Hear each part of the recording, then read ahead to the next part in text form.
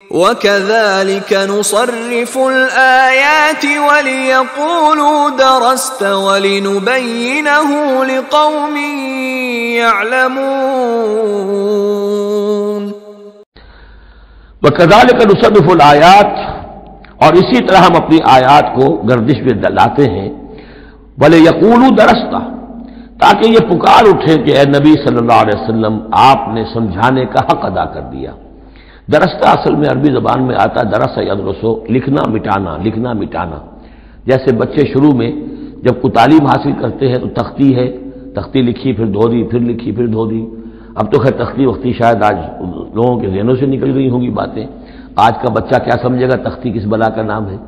یا سلیٹ ہوتی تھی، اب اس میں کچھ کیا پھر دھو دیا، پھر کچھ لکھا پھر صاف کر دیا۔ تو یہ ہے کہ کسی کو پڑھانے کے لیے تدریجاً بار بار درستہ، اے نبی آپ نے خوب بار بار ہر طرح سے ہر اعتبار سے، ایک پھول کا مضمون ہے تو 100 رنگ سے باندھوں، آپ نے بات سمجھا دی۔